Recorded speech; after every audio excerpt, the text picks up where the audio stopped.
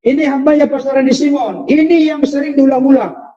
Apakah benar Pastor Andi Simon tidak ada memberitakan Injil? Beliau kan bikin keren, Evangelion. Tetapi hanya fokus kepada kesembuhan. Nggak pernah memberitakan Injil. Silakan hambanya Pastor Andi Simon. Saya menjawab, saya ini bukanlah seorang pemberita yang baik. Namun saya belajar untuk menjadi pelaku daripada firman Tuhan.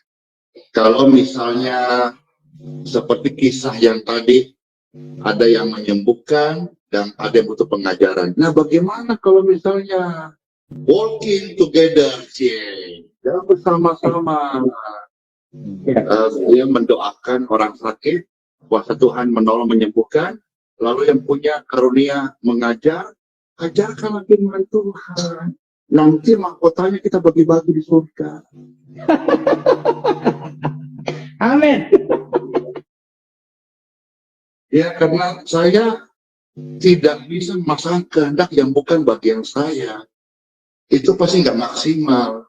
Saya ketika melihat videonya Bapak Pendeta Dr. Yohanes Edan, saya bilang, ya Tuhan, orang ini kalau berkhotbah mantap. Kapan ya kayak ini? Maka saya tidak boleh apa yang beliau miliki, saya harus punya, nggak boleh. Yes. Apa yang ada, hidup adalah anugerah. Boleh. Iya, ini yang Tuhan kasih, ya saya jalankan gitu. Saya melihat, menurut saya, pernyataan seperti itu tidak benar. Sekalipun memang spesifikasi hambanya Pastor Andi Simon bukan dalam karunia mengajar. Tapi bukan berarti hambanya Pastor Andi Simon hanya menyembuhkan melulu. Tidak. Jam 5 pagi itu ngapain sih? Saya mau tanya Pastor Andi Simon, jam 5 pagi ngapain? Apa hanya menyembuhkan di situ? Kan membawakan firman, gitu loh. Ya.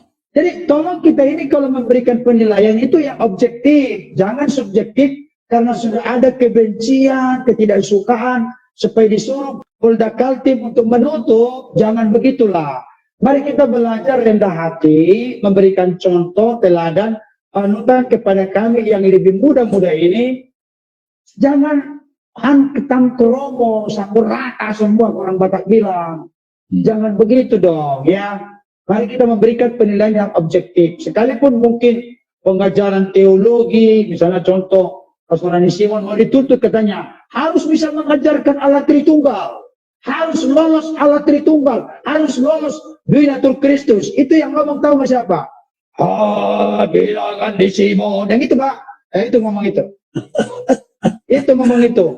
Saya mau tes dia Allah Tritunggal nggak bakalan lolos katanya. Binatur Kristus nggak akan lolos.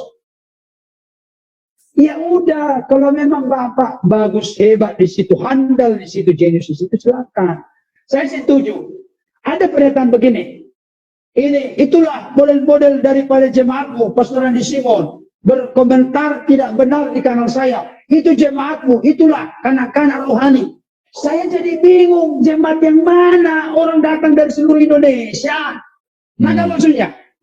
Masa jadi jemaat Pastor Andi Simon, saya semua kesalahan ditumpahkan, dilimpahkan kepada Pastor Andi Simon. Padahal mereka itu adalah jemaat HKBP, jemaat GKPI, jemaat GBI, jemaat Pentakosta, jemaat Katolik, jemaat apa. Kok jadi disimpulkan jemaatnya Pastor Andi Simon? Iya, saya merespon tadi ini yang tadi kata Amanderton tentang semua hal buruk ditimpang kepada saya. Mungkin Pak Denny atau Pak Ardi bisa tampilkan screenshot yang kita sudah lengkapi datanya. Ya, Pak Berton. Iya, Pak. Jadi terus terang kami keberatan kalau pastor kami itu kalau sesuatu yang buruk sepertinya diarah-arahkan kepada hasil daripada pengajaran pastor kami. Jadi, nah ini yang barusan kami tadi pagi kami ada screenshot. Jadi ada peristiwa di sini, ada tentang berita duka lah tentunya untuk salah satu akun. Nah, salah satu akun ini mengatakan bahwa jadi ada netizen yang komen Dan komennya itu dia menilai daripada perbuatan dari akun ini, mulutnya tidak dijaga. Tapi pembalasan daripada akun ini seolah-olah mengarahkan, oh ini karena perbuatan pastor. Dan kami semua ini sudah, istilahnya kami ini sudah pantau, kami sudah profil semua, kami sudah tahu. Dan Ya. semua yang berbau ini banyak. Coba dibacakan, dikatakan lengkap itu screenshotnya. Kasih lihat sekalian ya. Jadi di sini yang di screenshot ini dari videonya ada yang berkomentar. Baguslah, semua kan diukur dari mulut busukmu selama ini. Semoga emak lu dibakar di neraka. Wajar. Nah, yang pemilik akun ini berkata, oh, jadi hidup mama saya ditentukan oleh mulut saya. Mulut saya yang mencabik kesesatan, kok mama saya yang meninggal. Ajaran Andi Simon atau mama pedofil kah? Tuh. Nah, Nah, ini ini kan seperti serem banget, ini serem. nah, Iya. ya, jadi hal ini yang kami selalu lihat, selalu dikait-kaitkan dengan pastor kami, dan yakinlah yang semua ini kami sudah pantau semua, dan ini kami jadikan, kami simpan sebagai bahan kami. Kalau memang ini masuk memenuhi unsur, ya kembali saya ingatkan seperti tadi kami katakan sebagai tim, kita ini semua warga negara Indonesia mempunyai persamaan hak di hadapan hukum. Gitu Pak Berton. Oke, terima kasih hambanya Pastor Simon dan Pak Denny. Kalau tadi hambanya Pastor Daud Timotius Tampubolon berkata, Pak Berton, jangan begitu di awal-awal. Tetapi ternyata puji Tuhan, saya sudah tahu ke depan akan begini. Makanya saya dari awal sudah berkoar-koar. Sekalipun katanya saya dibayar Pastor Andi Simon. Kawan itu keterlaluan sekali. Iya, itulah yang membuat hati nurani saya sebagai seorang rekan hamba Tuhan terusik ketika seluruh persoalan ini ditimpakan kepada Pastor Andi Simon. Saya sangat sependapat dengan hambanya Pastor Andi Simon. Kalau kita memang jujur dan terbuka, tapi kalau sekarang udah susah Pak, udah susah karena sudah tidak bagus relasinya dibuat oleh pernyataan-pernyataan beliau. Sebetulnya jemaat yang datang itu dari berbagai provinsi, kabupaten, kota. Bahkan kalau tidak ada pembatasan ini oleh karena pandemi, dari luar negeri juga saya yakin akan banyak. Saya sudah prediksi, bukan nubuat, akan makin banyak ke depan. Artinya begini, sebetulnya simpel ini, tapi dibuat rumit oleh mereka.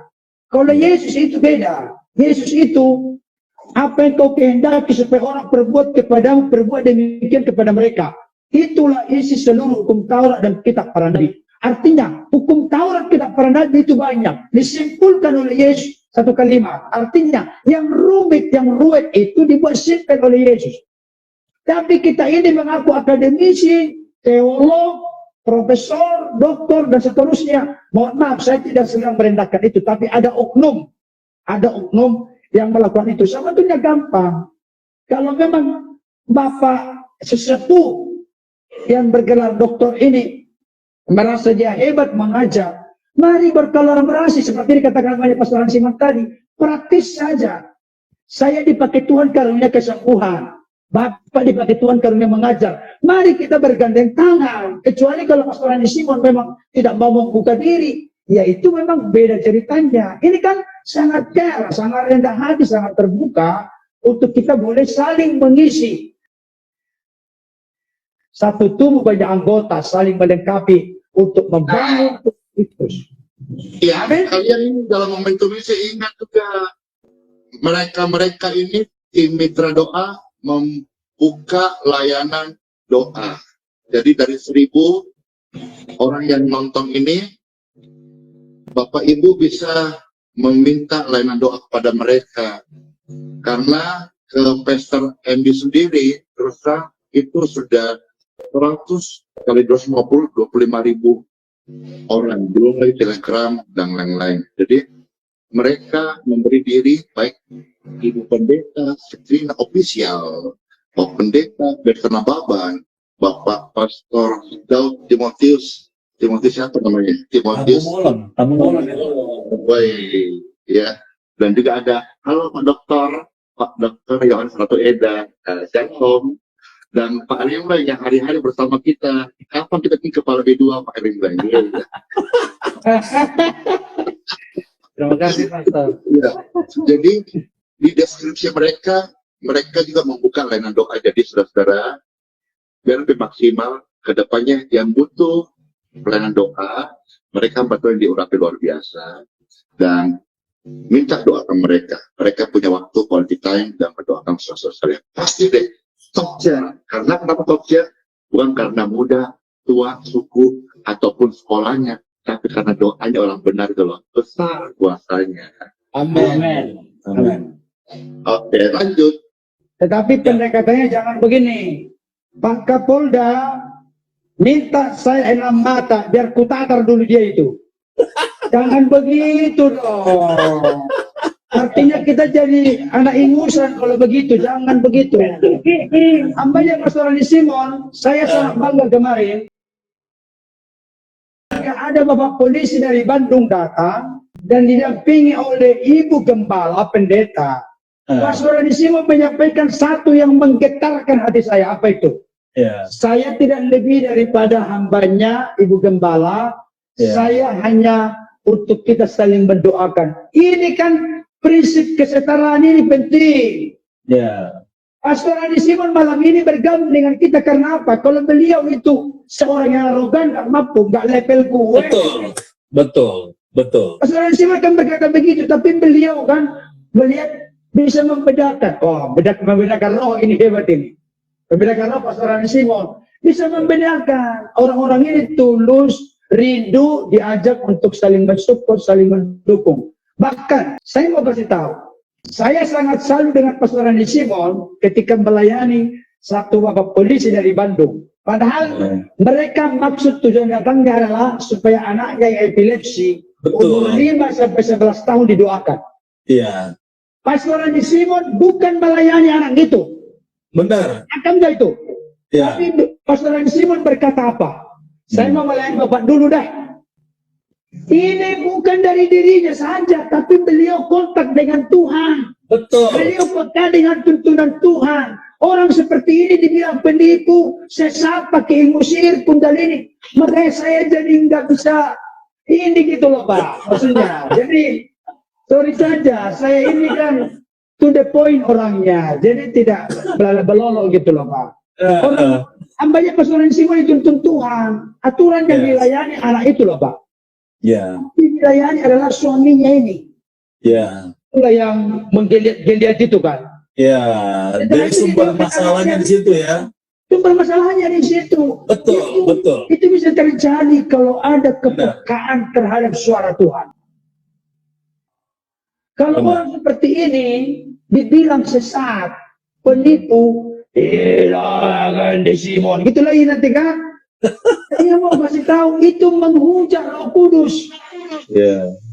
Menghujat Roh Kudus Pak. Hati-hati. Saya teringat dengan dikatakan oleh hambanya tadi. Itu video-video awal. Saya sudah mengunggah itu. Seandainya ada 10 orang saja. Hambanya Pastor Andi Simon, apakah masih ingat ini? Seandainya ada 10 orang saja yang menangkap model pelayanan seperti yang kita lakukan di percakapan Tuhan ini. Betapa dahsyat luar biasa pekerjaan Tuhan di jalan-jalan, di kota-kota, di pedesaan, di mana-mana. Akan terjadi kegerakan besar di Indonesia. Benar. Dan ada 10 orang. Ada Pastor Daud, ada Pastor Yohanes, ada Pastor Bertana. Yes. Iya. Oke. Tolong siap-siap ini. Setelah ini mungkin akan ada bullying yang baru. Apakah itu? Begini, kan Matius 17 berkata, yang sakit ayam anaknya, Yesus doakan anaknya, bukan bapaknya. Bapak Andi kalau bapaknya, jangan-jangan ini, iya. Ini kok bapak doakan, ayo. Kalau menurut saya Pastor Andi Simon itu orang yang sudah kurang kerjaan. Perlu dikasih makan obat supaya bisa terkendali dan terkontrol. Obatnya belum dimakan. Kepada hambanya Pastor Andi Simon saya dapat WA Pak. Dan sekaligus di sini diklarifikasi. WA ini isinya begini. Pastor Andi Simon menjual kalung kesembuhan. Harganya 660.000 per biji. Supaya ini jangan menyebar kemana-mana. Karena memang banyak sekali sekarang memunculkan hal-hal. Ini kan kalung kesembuhan, tangga kesembuhan, jalan kesembuhan, air kesembuhan, kolam kesembuhan, dan lain kesembuhan nanti. Ternyata kalung kesembuhan itu dijual katanya 660.000 per biji. Biar jelas ke publik, jangan sampai menyebar kemana-mana ini. Silakan hambanya. Kan sekarang sudah ada namanya mobil kesembuhan, motor kesembuhan. Nanti ada mobil nanti kita bagi beras sembako kasih nama beras kesembuhan. Beras kesembuhan. Nah, biar orang-orang itu bisa sadar bahwa sebetulnya apa sih tujuannya. Nah, menanggapi itu, saya harus beritahu saudara-saudara bahwa pemalsuan nama saya hari ini sangat-sangat marak. Intinya gini, saya menyadari bahwa saat ini saya mungkin jadi berkat bagi banyak orang, mungkin kira-kira ya. Nah, sehingga ada oknum-oknum lain yang memanfaatkan. Jadi hal ini saya baru dengar, tapi saya udah tahu lama. Cuma kalau tentang jual-jual ini saya baru tahu. Memang kita ada healing water, nanti ada kolam baptisan, namanya kolam kesembuhan. Tapi semuanya free loh ya, gratis. Kita tidak pernah menjual karunia Tuhan. Kita pun mendapatnya cuma-cuma, berikan cuma-cuma. Nah, jadi dalam kesempatan ini Pastor Andi menjawab ya, bahkan ada orang mau kirim uang dari luar kota, apapun, mungkin Pak Ridman tahu ya, supaya bisa mengirimkan healing water, sebenarnya tidak usah, jangan simpan uangmu, doakan air itu dengan kuasa Tuhan Yesus, sama-sama kok air leden kok, yang menguduskan air biasa menjadi air baptisan itu dalam nama Yesus, yang menguduskan minyak biasa menjadi minyak urapan dalam nama Yesus, yang menguduskan air biasa menjadi air kesembuhan dalam nama Yesus.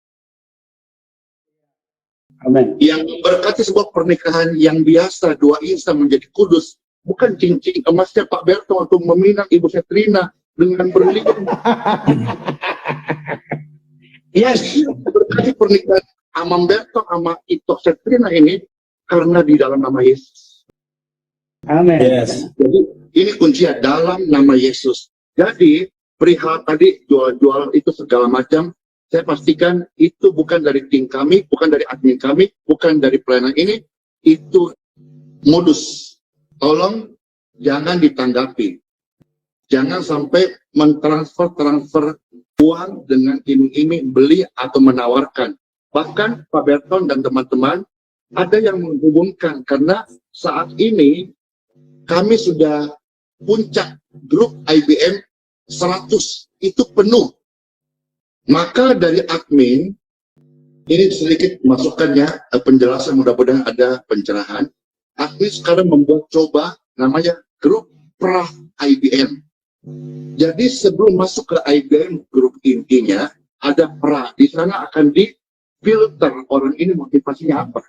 Oh, Karena iya. orang modus pura-pura mau didoakan sakit, atau di dalam jualan obat. Admin semua dia nama-nama dia ngaku gitu, saya ini grupnya Pastor Andi dan ini loh Pastor Andi mau ke Makassar contoh, boleh nggak saya pertemukan.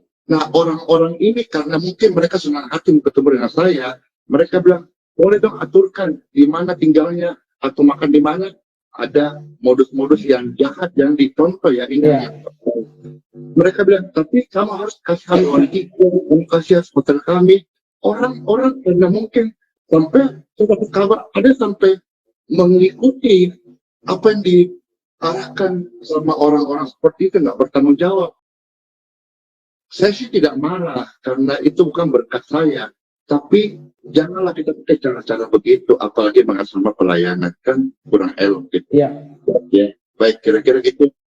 Oke, saya berharap hambanya kuat dan tangguh untuk menjawab ini karena banyak banget. Saya rindu. Apakah memang hambanya Pastor Andi Simon mau kita buat jangan hanya satu kali seumur hidup ini, Pak? Seumur hidup. Maksud saya jangan satu kali karena artinya biar kita buat media ini menjadi cara untuk klarifikasi gitu, Pak. Gimana kira-kira? Saya teringat kata seumur hidup itu waktu memelinang sang istri. Aku mencintai ini amal kita romantis sekali ini. Ya, saya berharap Pak Denny, Pak Ardi, dan banyak Pastor Andi Simon ini jangan yang pertama dan yang terakhir, gitu maksud saya. Karena akan kita klarifikasi terus apa-apa yang disalahpahami sehingga tidak menyebar sedemikian rupa, kecuali kalau ada orang-orang yang tetap mengeraskan hati, merasa diri paling benar dengan menegakkan kebenaran, menutup pelayanan hambanya Pastor Andi Simon. Itu udah ngawur sekali. Oke, berikutnya. Pertanyaannya begini, Pak. Bagaimana dengan Pastor Andi Simon mendoakan orang-orang yang berasal dari agama keyakinan lain? Kok bisa sembuh? Apakah mereka sembuh karena iman mereka atau bagaimana ini? Ini Bisa pertanyaan dong, ini. pasti bisa. Oke, silakan. Bisa bingung. Silakan namanya. Kenapa? Karena yang menyembuhkan itu adalah imanku, bukan imannya. Imanku dari Yesus Kristus yang menyembuhkan. I have faith. Nah, ketika orang merasakan kesembuhan dan dia bersuka cita, kita nggak perlu paksa dia harus membayar, menerima Yesus ataupun masuk gereja. No, Yes. itu free gift. Nah, tetapi kalau Tuhan menghendaki dia mendapat kasih karunia-Nya, Tuhan punya jutaan cara untuk memanggil dia mengenal bab surgawi. Yes. Ibarat kata kita tidak usah kolot jadi orang. Yes. Ya, maksudnya kolot itu apa? Maksudnya kehendak.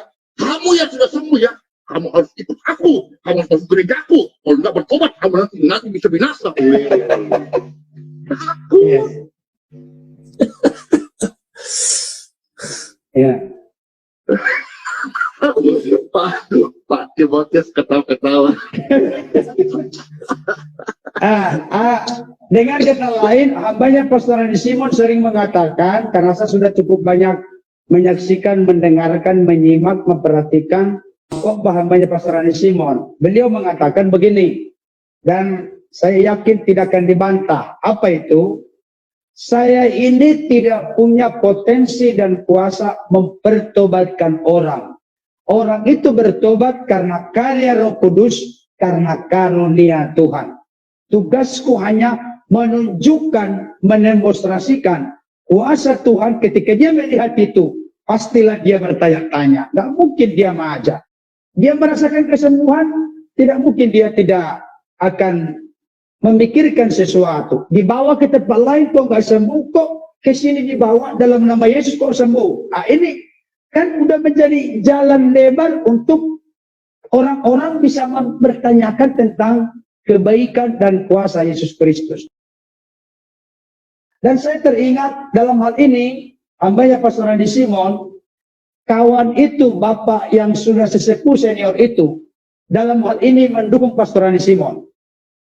Kaget ya, mendukung apa itu? Beliau mengatakan begini, bisa orang lain yang tidak seiman disembuhkan, bisa. Buktinya, ada orang lumpuh yang digotong oleh 4 orang, dibawa kepada Yesus di depan pintu penuh dengan sesak orang.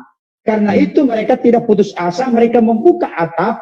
Yesus berkata, ketika Yesus melihat iman mereka, mereka di situ kalau kita runut ke atas adalah keempat orang itu. Tentunya tidak bisa dipisahkan, orang yang lumpuh ini pun mau dibawa karena dia yakin dan sembuh. Tapi Yesus menegaskan ketika Yesus melihat iman mereka, Maka dia berkata kepada orang lumpuh itu, hai anakku, dosamu sudah diampuni. Adalah kawan-kawan itu yang ahli Taurat orang Farisi. Masa begini dan begitu? Kan begitu biasa kan protes gitu kan. Sekarang juga ada roh itu Pak yang menyebar sekarang. Supaya engkau yakin bahwa anak manusia berkuasa mengampuni dosa. Maka aku berkata kepada orang itu, hai anakku, angkat tilammu, berjalanlah. Dia pun sembuh. Amin. Amin.